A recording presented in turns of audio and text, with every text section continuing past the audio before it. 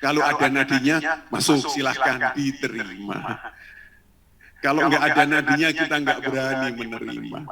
Kapan selesai pendaftaran ditutup? Kalau kursinya sudah penuh, selesai ditutup.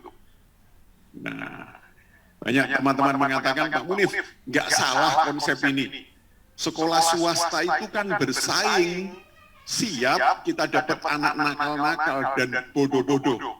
Bapak Ibu yang terhormat, anak nakal-nakal dan bodoh-bodoh. Saya katakan begini, nggak apa-apa, saya punya tujuan mendirikan sekolah ini, memintarkan anak yang bodoh dan membaikkan anak yang nakal. Itulah esensi berdirinya sebuah sekolah. Dan Bapak Ibu, kalau Bapak Ibu nanti mengikuti terus sesi acara ini sampai besok ketemu saya lagi, kita akan ketemu satu kesimpulan. Sungguh Bapak Ibu, nggak ada anak yang nakal dan bodoh itu. Tidak ada. Itu hanya mitos. Bagaimana caranya? Nah, mudah-mudahan kita awali dari diri kita dulu, guru. Menjadi seorang guru yang menginspirasi.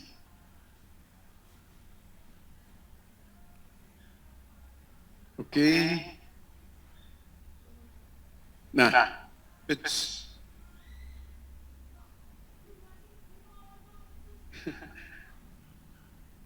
kayaknya perlu dibantu ini. Nah, ini Bapak Ibu. Bisa? Next. Oke, nah. Bapak Ibu yang terhormat, gambar ini lucu sebetulnya. Ini ada anak kita melihat dunia. Kalau di pelajaran PAI, Pendidikan Agama Islam, kita itu melewati 5 alam. Pertama alam ruh, lauhil mahfud. Lalu masuk ke alam rahim, kedua ini. Lalu kemudian alam dunia, nah, alam yang ketiga, sekarang ini. Lalu yang keempat alam barzah, alam kubur. Dan yang terakhir kelima adalah alam akhirat. Nah, yang unik adalah yang ketiga, alam dunia. Bapak. Alam dunia ini sekarang beda dengan dulu. Dibagi menjadi 3. Pertama, dunia nyata. Yang kedua, dunia maya. Dan yang ketiga adalah dunianya para jin itu Bapak Ibu. Dan yang dahsyat, yang mendominasi 3 dunia ini adalah sekarang dunia maya. Dunia nyata kalah. Kalau nggak percaya, tanya anak kita. Jumlah temannya berapa banyak di dunia nyata sama di dunia maya. Pasti lebih banyak dunia maya. Saya bermobil perjalanan darat Jakarta-Surabaya, Bapak Ibu. Tiba-tiba Google Map memberitahu ke kita, Anda akan terlambat sekian menit karena di depan ada perbaikan jalan. Jin aja nggak sempat memberitahu ke kita, tapi internet cepatnya luar biasa memberitahu. Nah, dunia maya. Oke, next. Ini Bapak Ibu, revolusi industri 4.0 dengan lahirnya internet menyebabkan perubahan yang demikian besar. Pandemi ini sebetulnya mempercepat. Ya kan? Mempercepat seluruh negara-negara yang asalnya alergi dengan internet dan teknologi sepertinya tersadar, Bapak Ibu. Nah, next. Ini Bapak Ibu lihat, Internet of Things. Nah, saya semalam cek di Google. Lahirnya III, mulai dari e-commerce, e-business, e-health, sampai kesehatan ada juga. Yang hanya pakai handphone aja tinggal pencet. Itu setiap bulan 1000 lebih lahir, dan itu masuk di Play Store. Bayangkan Bapak Ibu, setiap bulan itu ribuan. Nah, Demikian juga dunia pendidikan, terkenal dengan nama e-learning, dan juga perangkat-perangkat pendukung yang lain. Perpustakaan sekarang sudah e-library, buku sudah jadi e-book. Bayangkan Bapak Ibu, dan yang lain. Oke, next. Ciri-ciri lain dari 4.0 selain Internet of Things, apa? Namanya cyber physical system. Mulai fungsi orang dihilangkan, diganti cyber, diganti hologram, Bapak Ibu. Itu. Kita dulu kalau mau parkir ke mall, pasti ada tukang parkirnya. Dengan adanya teknologi hilang sudah. Tinggal pakai kartu. Bapak Ibu, kalau Bapak Ibu pernah jalan-jalan di Malaysia lalu mengendarai mobil yang di jalan tol yang sangat kencang sekali, kemudian ada gerbang tolnya, dari 1 kilo kita nunjukin kartu kita di depan, sudah gerbangnya sudah terbuka. Luar biasa, nggak ada orangnya sama sekali. Nah, demikian juga guru. Sekitar 3 tahunan yang lalu sebelum pandemi, dunia pendidikan dihebohkan dengan istilah hologram teacher. Hologram teacher adalah seorang guru yang mengajar materi tertentu dengan teknologi. Guru ini bisa diparalelkan mengajar ke dalam banyak kelas. Hanya satu guru. Guru di kelas, atau mungkin di studio seperti di ruangan ini, tapi dia bisa ngajar 10 kelas, sampai 100 kelas di waktu yang bersamaan. Bahkan yang dahsyat Bapak Ibu, seorang guru bisa juga mengajar di berbagai negara dalam waktu bersamaan dengan bahasa negara masing-masing. Hologram teacher. Bulan Maret 2020, spesial buat saya. Kita rombongan 40 orang berangkat ke Finlandia. Karena saya masih ingat tanggal 14-nya saya harus memberikan seminar workshop di sana, di kota Helsinki dulu. Ruangan yang sangat bagus sekali yang dihadiri oleh ribuan guru di Finlandia. Apa yang terjadi? 2 hari sebelum kita berangkat, lockdown. Sudah nggak jadi berangkat. Tapi acara itu jadi Bapak Ibu.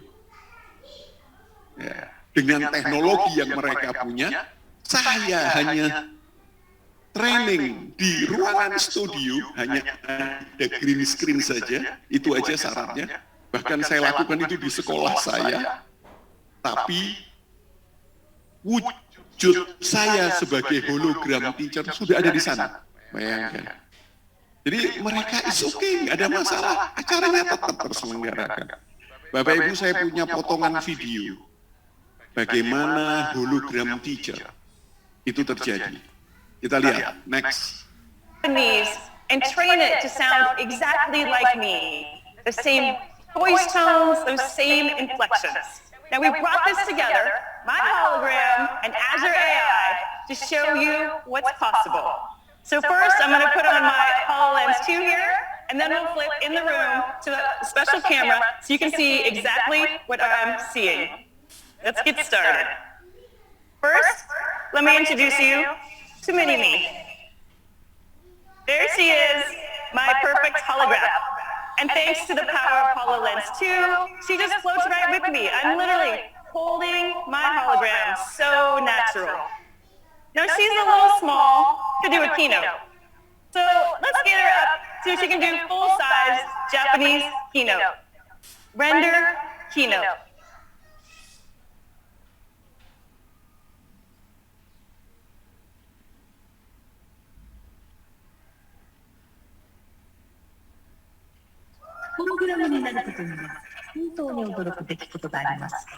私たちは最新の複合現実キャプチャ技術を使用し、私のホログラムを作成しています。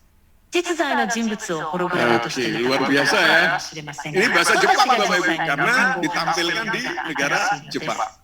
私は日本語を話しませんが、私の声とホログラムは完璧な日本語で話しています。 Ada lagi satu ciri yang dahsyat, artificial intelligence, robot. Ya, nah sekarang sudah bukan hayalan lagi ya. Dosen ngajar, dosennya robot, enggak, ya kan? Nih, saya punya video dari Finlandia ini, bagaimana artificial intelligence tiba-tiba menggantikan guru. Kita lihat ini videonya.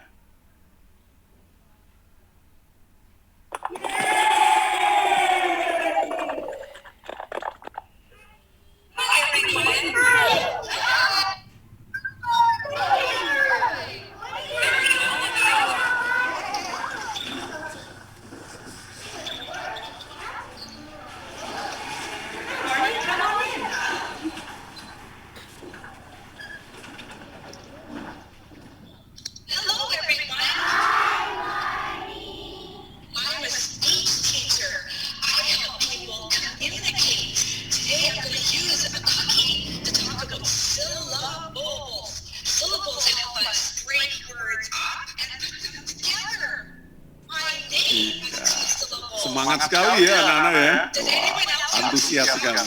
Oke, next.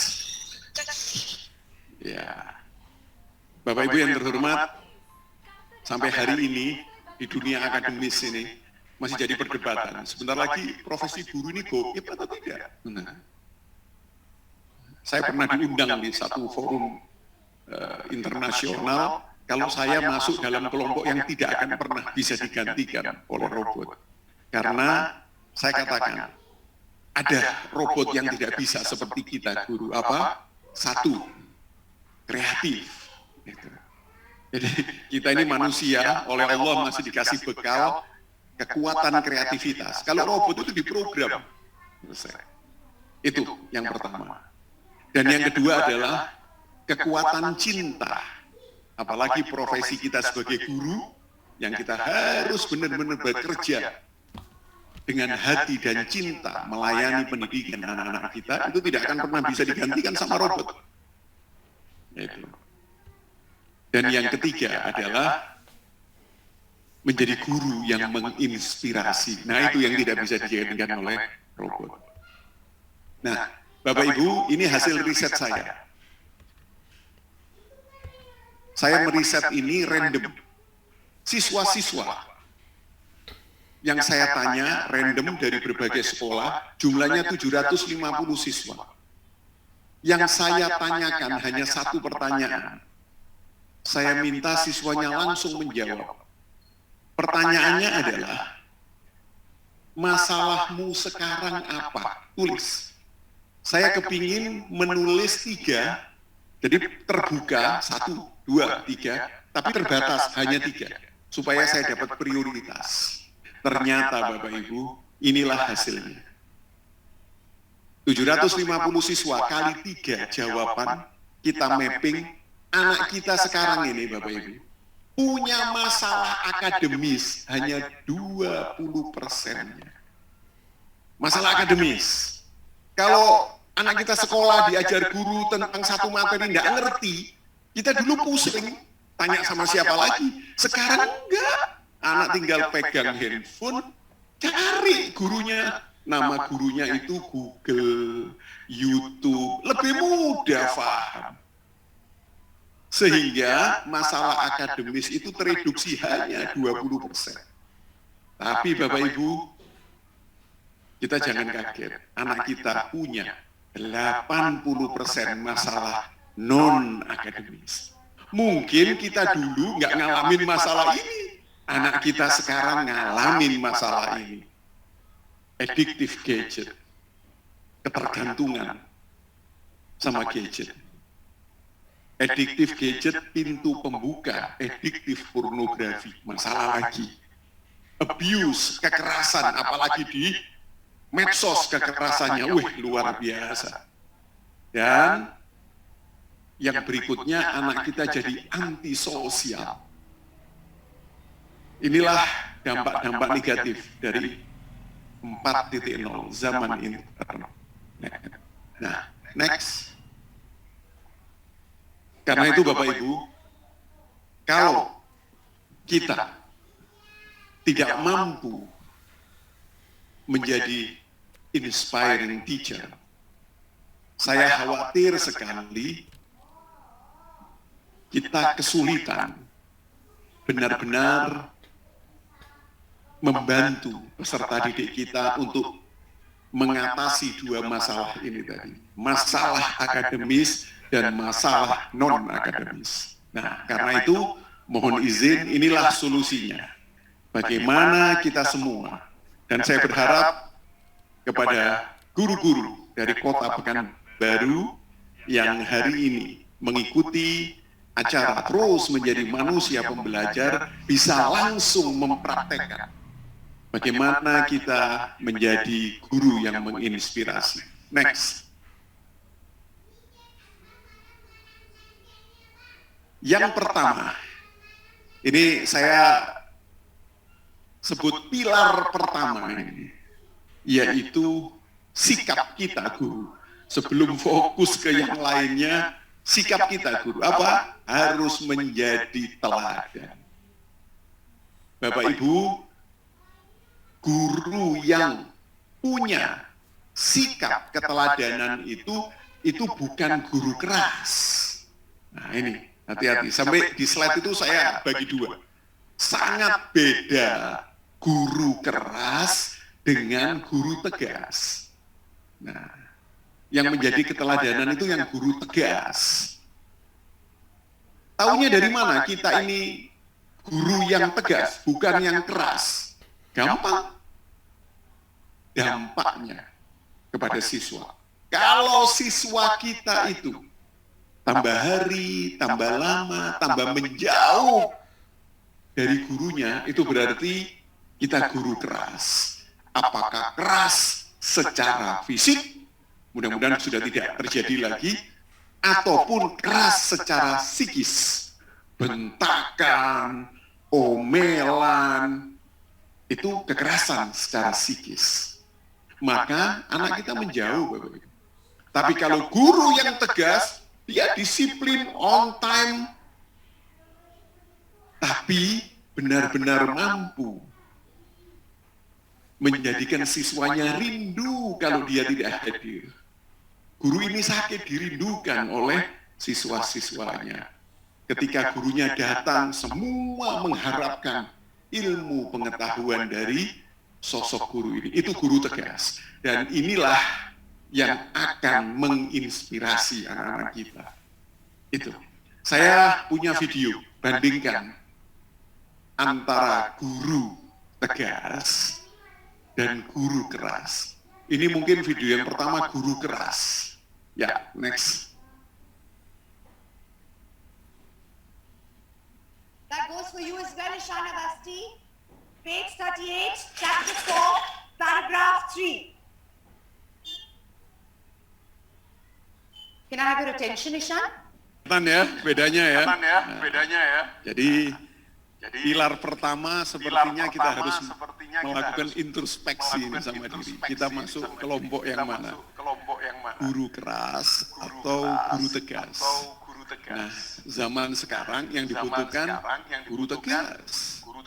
Ya. Dicintai oleh siswanya karena dia disiplin, ada rambu-rambunya, kan hampir sama kayaknya dengan guru keras, padahal beda sekali. Nah, gampang kok ngeceknya bagaimana siswanya. Kalau mendekat, itu berarti kita termasuk guru yang tegas. Nah, yang kedua, ini pilar kedua. Baru kita lihat siswanya. Guru yang menginspirasi selalu melihat setiap siswanya adalah bintang juara. Nggak ada di kepalanya anak bodoh, itu nggak ada. Nah, ini penting sekali. Pak Munif enak ngomong, nggak ada anak bodoh. Kenyataannya, apalagi yang duduk di belakang, ada siswa duduk di belakang, bandelnya. Sudahlah, Bapak Ibu, itu persepsi. Anak nakal, anak bodoh, jujur, yang membangun persepsi itu kita sendiri. Kita ini punya hobi yang tidak kita sadari membangun tembok-tembok penghalang kepada anak kita sampai bintang cahaya anak kita tidak kelihatan. Dari banyaknya tembok tadi itu. Apa tembok itu? Yaitu tadi melakukan discovering disability, menjelajah ketidakmampuan anak-anak kita. Nah, yang kelihatan nakalnya saja, nggak bisanya saja. Kalau itu kita rubah, Bapak Ibu, itu luar biasa. Nah, next slide. Nah, ini Bapak Ibu, discovering ability. Ayo mulai hari ini. Kita tegakkan pilar yang kedua, setiap ketemu sama siswa kita, lakukan discovering ability, menjelajah kemampuan siswa kita meskipun kemampuan itu sekecil debu. Kalau ini kita lakukan, ini hanya mindset Bapak Ibu, kebiasaan nanti jadi kebiasaan. Percayalah, kita akan menjadi inspiring teacher. Bapak Ibu, kalau kita bagi dua, antara guru sama murid. Kalau itu di sekolah, kalau di rumah orang tua dengan anak.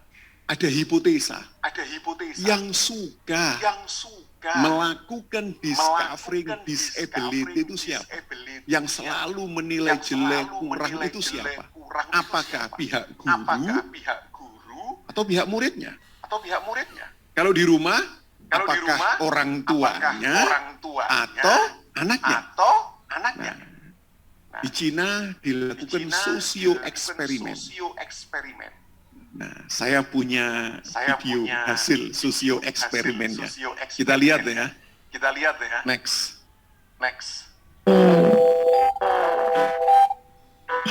特别不好，我觉得他总是喜欢拿袖子擦嘴巴。那他就是不肯吃饭啊，什么青菜他都不爱吃，一天要哭5、6次。我说你耳朵是不是没了？他说我耳朵在这儿，他说就在这儿。我说你怎么听不见啊？他说我耳朵塞住了。我有时候真的很生气，你知道吗？真的很生气，他不听我的话的时候很生气的。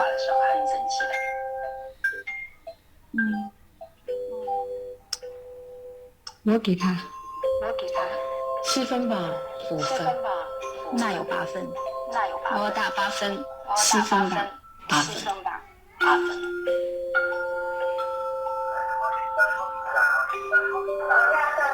他刚才有在看我讲话吗？我喜欢妈妈陪我玩。我放学回家就是要妈妈抱。我喜欢妈妈的口红，就是她的嘴巴可以亲我，头发很漂亮，脸很好玩，很像棉花糖。妈妈烧饭给我吃很辛苦，就是喜欢嘛，想保护她。妈妈变老了，我不伤心。我问娃娃什么？烦死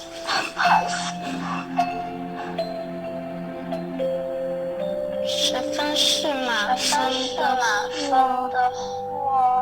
我给妈妈10分，10分打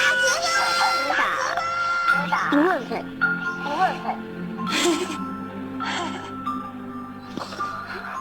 突然觉得好惭愧啊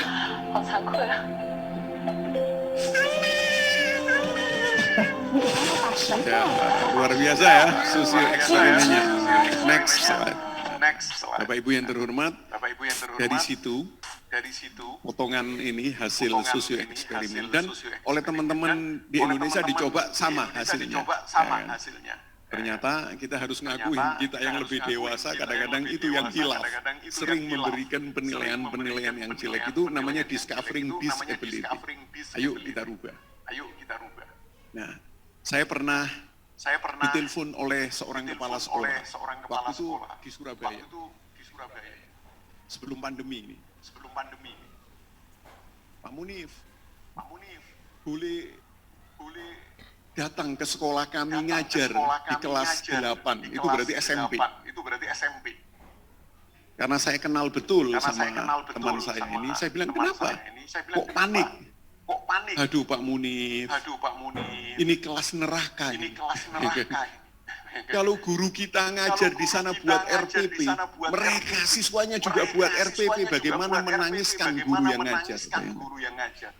Jumlahnya tidak banyak, hanya 21, tapi laki-laki semua. Yang paling nakal ketua kelasnya, namanya Malik, kayak malaikat penjaga neraka. Tolong Pak Munif, datang Pak Munif. Akhirnya sesuai yang disepakati dari waktu saya masih ingat hari Selasa kalau nggak salah, saya datang. Jam berapa saya datang di sana? Tidak apa-apa, di jam kedua lah Pak Munif masuk ke kelas itu. Jam 8 lewat itu, jam setengah 8 saya sudah ada di sekolah itu. Saya duduk di ruangan guru, apa yang terjadi? Teman-teman guru, apa yang ngerubungin saya Bapak Ibu? Lalu teman-teman guru itu satu persatu cerita begini, Pak Munif maaf ya, nanti kalau Pak Munif naik di lantai 2 ngajar, ada yang ngelempar. Saya bilang, sampai lempar-lemparan, iya Pak, anaknya setan itu Pak, bayang nggak? Ya, ini dari nakalnya gitu. Ada lagi kalau saya Pak, di kelas itu pernah di semua guru. Saya tahu persis, teman-teman saya ini sedang melakukan discovering disability, membangun tembok-tembok penghalang. Ketika bel berbunyi, masuk mata pelajaran kedua, saya naik ke atas. Teman-teman guru yang nggak ngajar, nih ikut, kepingin tahu saya ngajar di kelas neraka ini bagaimana. Bapak Ibu, apa yang saya lakukan? Ketika saya naik ke lantai 2, ini mindset, kekuatan pola pikir aja. Pikiran saya bilang apa? Nggak ada anak nakal.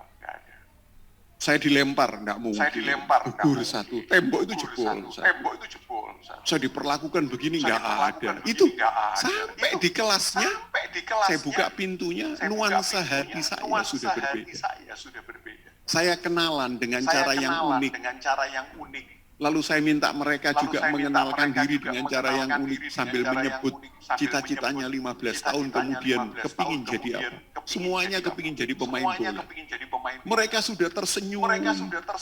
Saya dalam hati bilang benar, dari senyuman itulah pintu masuk saya. Bapak Ibu, saya tulis cerita saya ngajar ini di buku saya, Gurunya Manusia. Happy ending Bapak Ibu. Luar biasa. Padahal hanya 120 menit, 2 jam. 2 kali tatap muka kan, 60 menit kali 2 waktu itu. 120 menit. Saya bisa bekerja sama dengan anak-anak yang katanya nakal. Luar biasa.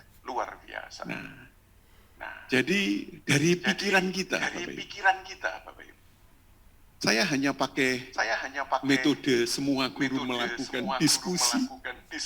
Saya bagi menjadi 4 kelompok, lalu saya katakan begini, kita mau diskusi ya, per kelompok ini. Diskusi itu apa sih? Kalau ada masalah, tolong dong cari solusinya apa. Itu diskusi. Nah, sekarang masalahnya, saya ini dengar, kelas ini adalah kelas neraka. Kalian itu anak yang nakal. Saya dengar itu, saya tidak percaya. Tapi gimana tidak percaya? Saya mendengar itu. Coba, nggak mungkin kalian lahir nakal, nggak mungkin. Pasti ada sebab-sebabnya. Ayo, diskusikan. Kenapa kalian nakal? Kenapa Jujur, kalian ayo. nakal? Jujur, Ada yang angkat ayo. tangan. Jujur Pak Ada yang Munif angkat boleh, tangan. Jujur, Pak boleh. Munif boleh. Bukan mereka. Dah lama. 10 menit selesai. 10 menit selesai. Ketua kelompok kelompok presentasi. Presentasi. Kami nakal Pak sebab Kami nakal Pak. capek, sudah Capek, punya buku disuruh sudah punya nulis buku di papan tulis. disuruh di papan tulis. Nah. Kami nakal ini Pak, Kami kalau habis nakal sholat ini, Pak, kalau habis duhur sholat duhur di lantai 3, di lantai kebetulan 3, musolanya itu di lantai 3 musolanya begitu. itu di lantai 3 begitu. Bapak Ibu guru tuh ngelewatin Ibu guru kita tuh aja Pak. ngelewatin kita Bahasa aja, Surabayanya Pak. enggak Bahasa Surabayanya diwongke. enggak Apa itu? diwongke. Tidak Tidak diorangkan. diorangkan. Kami berantem ketemu Kami guru, berantem, tambah ketemu diadu guru, Pak. Ya tambah udah diadu, berantem Pak. Ya sekalian. udah berantem Nah, sekalian. Nah, itu banyaknya itu penyebab-penyebab banyaknya dia nakal. penyebab-penyebab dia nakal. Lalu saya katakan apa? Lalu saya katakan Keren. apa? Keren. Kalian anak hebat. Kalian anak hebat. Kalau tahu sudah Kalau penyebab tahu sudah masalahnya, penyebab pasti masalahnya, tahu solusinya. Pasti tahu solusi. Coba diskusi Coba lagi. diskusi lagi. Menurut kalian Menurut solusinya apa? kalian, solusinya apa? Jalan keluarnya apa? Jalan Setelah ini keluarnya selesai apa? hubungan Setelah ini kalian selesai sama hubungan guru-guru kalian sama harmonis. Harmonis. Keluarkan ide-ide hebat Keluarkan kalian. ide-ide Wah, hebat kalian. diskusi rame. Diskusi Jadi rame. Bapak Ibu, Jadi Bapak Ibu, luar biasa. luar biasa. Saya masih ingat ya, ada Saya yang masih idenya ingat tuh ya, begini. Ada yang idenya tuh begini. Bisa enggak ya Bapak Ibu Bisa guru enggak itu ya, Bapak datang Ibu guru mengunjungin datang rumah kami mengunjungin rumah kami agar Bapak Ibu agar guru itu Bapak tahu Ibu guru itu kami tahu ini keluarga kami yang ini tidak keluarga yang lengkap. tidak lengkap. Karena waktu itu Karena daerah waktu itu Surabaya daerah Utara Surabaya itu Utara, betapa banyak itu orang betapa tuanya yang banyak hijrah orang ke luar tuanya yang negeri hijrah menjadi ke luar TKI. negeri menjadi Nah, TKI. anak ini kadang-kadang ngumpul Nah, sama anak ini kadang-kadang kakeknya, ngumpul sama sama kakeknya, neneknya, sama ada yang neneknya. hilang lah. di Ada sini. yang hilang lah di sini. Luar biasa. Luar Nah, biasa. ayo Bapak Ibu, Nah, ayo Bapak Ibu, kepala kita, kepala pikiran kita, kita pikiran harus kita kita set. harus kita set. Tidak ada anak Tidak yang ada bodoh. anak yang bodoh. Setiap anak Setiap itu adalah anak bintang, itu adalah bintang, bagaimanapun kondisinya. bagaimanapun kondisinya. Nah, pilar yang kedua. Pilar yang kedua. Kalau ini kita lakukan Kalau ini every kita day, lakukan every day. mungkin Bapak Ibu atau Mungkin yang Bapak sekarang Ibu ada atau di yang sekarang ada Zoom di meeting, Zoom meeting, coba coba sapa siswa-siswa sapa kita, siswa-siswa kita, pas mungkin yang sedang pas ngajar, mungkin yang sedang ngajar, dengan mengatakan, nah kalian semua adalah kalian bintang, semua adalah pasti bintang. kaget siswanya, Pasti kaget tumben siswanya, ini ya kan, tumben ini ya kan, karena kita tidak biasa. karena kita tidak biasa. Kalau di Cibubur ini Kalau di sudah Cibubur, mulai tatap ini muka, sudah mulai tatap muka, terbatas. Tapi saya dapat informasi nanti awal bulan depan sudah 100%. Sudah 100%. Nah, saya doakan seluruh Indonesia Saya nanti doakan begitu seluruh ya Indonesia kan. nanti begitu, Amin. ya kan? Amin. Sehingga kalau itu terjadi Sehingga Bapak Ibu, kalau itu terjadi, nah Bapak Ibu, ingat pesan saya. nah, ingat pesan Ketika saya. masuk pertama Ketika ketemu masuk anak-anak, pertama ketemu anak-anak, bisa enggak kita berikan bisa enggak penguatan kita kepada berikan mereka penguatan semua bahwa kepada mereka mereka adalah semua bahwa bintang. mereka adalah bintang. Kita nanti akan masuk memori jangka panjangnya memori siswa jangka kita itu panjangnya siswa menjadi kita itu. inspiring Menjadi teacher. inspiring teacher. Oke. Yang ketiga, Yang ketiga, ini nyambung pilar-pilar ini nyambung Bapak Ibu. pilar-pilar ini Bapak Ibu.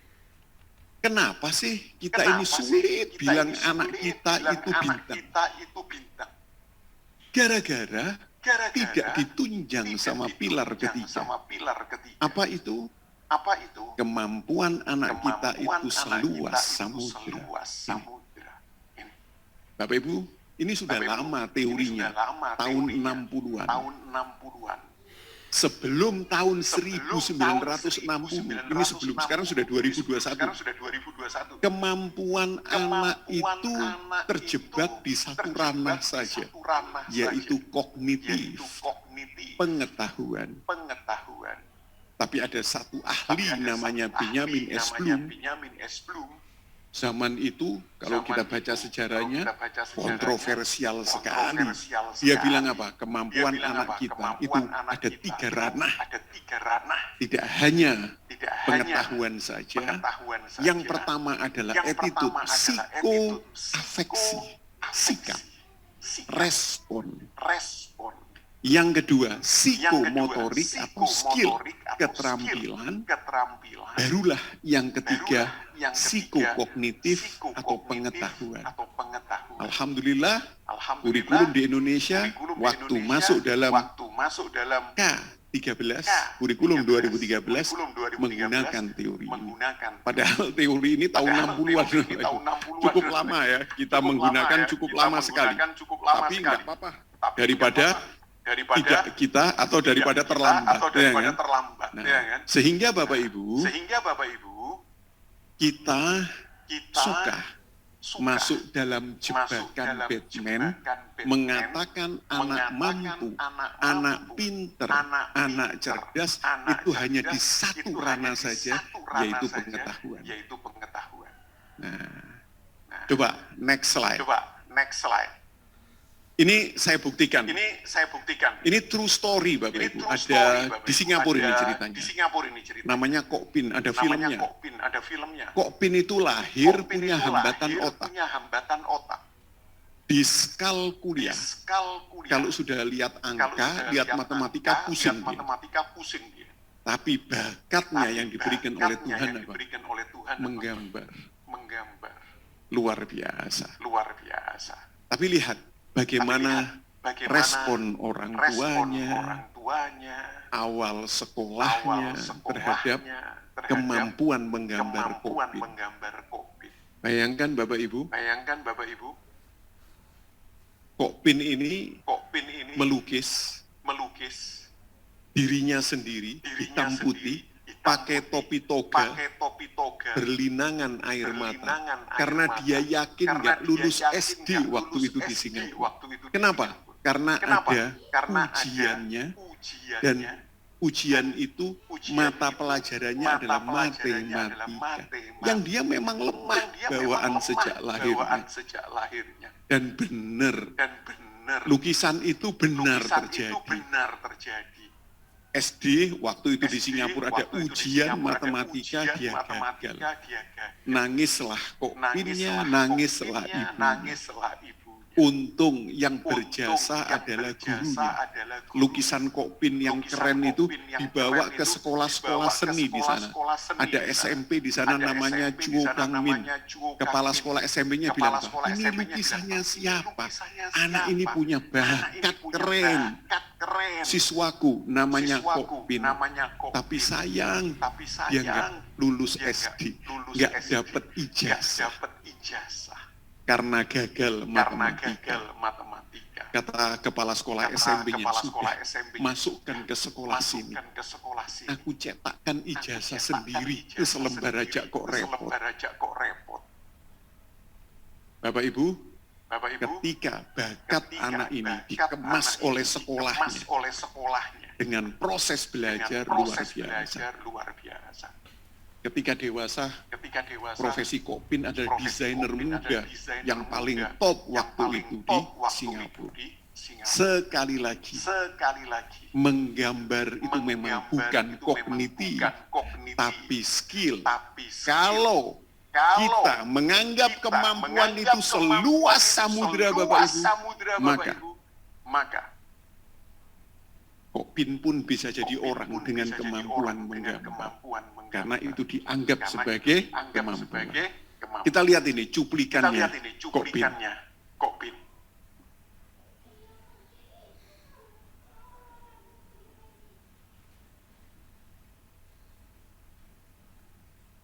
Bisa. Mundur dulu. Kemudian diulangi.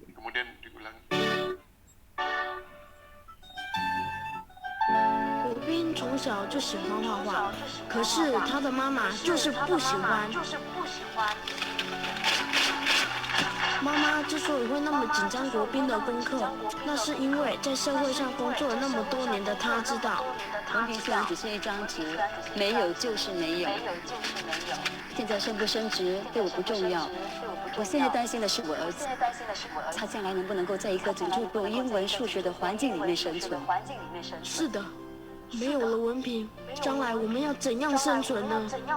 国斌从小就不会读书，最冤枉的是他妈妈。Next slide. Psikomotorik itu luas Bapak Ibu. Keterampilan anak itu. Termasuk apa? keberanian tampil, unjuk kerja, performance itu luar biasa. Nah, zaman sekarang ini sudah dianggap sebagai kemampuan. Nah, coba kita lihat ini videonya.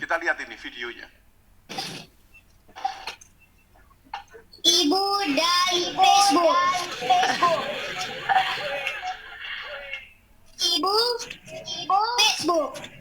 Hubungannya erat sekali. Tiap hari, sehabis mandi, selesai makan, sehabis apapun. Dalam hatiku, aku berpikir, mau kemana geramankah ia? Notebook. Tapi, apa yang selalu ia lihat di notebook? Facebook. Tiap hari tawanya menggema. Sampai kapankah hubungan erat antara ibu dan Facebook? Mungkin sampai akhir hayatnya. Notebooknya akan dibawanya ke surga. Luar biasa ya. Ini kemampuan, ya kan? Memang bukan kognitif, tapi performance, unjuk kerja. Sekarang ini, Bapak Ibu, besok ya di satu materi, sekarang ini, saya selalu bilang zaman portofolio. Nah, sayang ya, Indonesia nggak ada rapor portofolio untuk siswa. Kalau saya ketika membangun School of Human, langsung kita buatkan rapor portofolionya. Isinya apa? Semua keterampilan masuk terekam di situ. Dan benar Bapak Ibu, sekarang ini perusahaan terkenal kayak Google, kalau rekrut karyawan, itu yang ditanyakan bukan IP-nya berapa. Enggak. Mana portofolio Anda? Apa yang sudah Anda lakukan, apa yang sudah Anda buat, apa yang sudah Anda coba, Anda pernah ikut organisasi apa saja, belajar apa saja, itu yang ditanya. Nah, karena itu, ayo kita harus benar-benar mulai hari ini membuka lebar tentang makna kemampuan yang asalnya sempit, hanya pengetahuan saja, kita buka lebar. Nah, ini pilar yang ketiga. Saya review kembali. Pilar yang pertama adalah keteladanan dengan menjadi guru yang tegas. Yang kedua adalah bintang dengan melakukan discovering ability kepada anak atau siswa kita. Dan yang ketiga, kita punya paradigma kemampuan itu seluas samudera. Ada 3 ranah tadi. Dan ini sudah jadi kebijakan pemerintah, alhamdulillah, ya kan? Tentang bagaimana memotret anak-anak kita dari 3 ranah kemampuan yang besar. Bapak Ibu lihat, boleh ditiru. Banyak sekarang sekolah yang sudah melakukan ini. Terima rapor. Berarti semester ini nanti Desember. Semesteran. Disitulah waktu terima rapor itu orang tua dapat rapor, betul kan? Biasanya rapor itu kognitif, angka-angka, nama mata pelajaran, betul ya? Lalu ada angka-angka nilainya. Kalau boleh saya usul, itu hari yang istimewa buat guru, buat orang tua, buat siswa, karena menerima laporan dari 6 bulan hasil belajarnya. Tolong siswanya minta atau diadakan pameran karya siswa di hari itu, agar orang tua itu tahu kemampuan itu nggak hanya nilai-nilai yang didapat di rapor itu, tapi karya-karya anak-anak itu juga sebuah kemampuan. Nah, sampai hari ini Bapak Ibu, ketika kita ada pandemi kemarin, terima rapornya pakai virtual, tetap anak-anak mengadakan pameran-pameran karyanya secara virtual. Kita lihat ini, apalagi tatap muka ya. Next. Nah, ini Bapak Ibu. Jadi meja siswanya dijadikan boardnya. Sudah ada nomornya, macam-macam karya yang ditampilkan. Nanti orang tuanya ngelihat satu persatu, ya kan, dipamerkan. Next lagi. Tuh, lihat Bapak Ibu. Ada lagi. Next lagi. Nah, ya kan. Ya. Bapak Ibu, sekarang siswa saya ini, saya manggilnya Ica. Ica ini angkatan kedua dari School of Human. Wah, foto-foto yang dia kumpulkan menjadi satu portofolio di sekolah kita. Dia diterima di Nottingham University. Bayangkan Bapak Ibu. Karena dia ambil satu jurusan yang di Indonesia masih belum ada, tapi di Nottingham University ada, yaitu neuroscience. Nah, di sana masuk di dalam fakultas psikologi. Cuman ada jurusan neuroscience. Luar biasa. Mereka atau anak-anak ini bisa diterima gara-gara portofolio. Adik kelasnya Nafisa, namanya Raisa. Dahsyat, portofolionya itu dijadikan bahasa Inggris sama dia. Yang luar biasa, saya sampai merinding. Dia diterima di 10 perguruan tinggi terbaik di dunia. Enggak satu Bapak Ibu, 10. Saya sama orang tuanya diskusi mana yang mau dipilih. Akhirnya jatuhnya di Australia. Lebih dekat, beasiswanya lebih besar. Nah, ayo Bapak Ibu, sekarang zaman portofolio, zaman membuka wawasan kemampuan anak kita itu seluas samudra. Tidak hanya kognitif. Bukan kognitif nggak penting, masih ada itu. Tapi yang dua ini tolong jangan dihilangkan. Sikap, karakter, akhlak, dengan keterampilan. Next. Tuh lihat, ini biji kuaci Bapak Ibu. Bisa jadi burung hantu melihat karya anak. Next.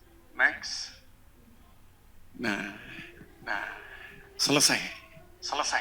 Pilar ketiga, kalau kita mau menjadi inspiring teacher.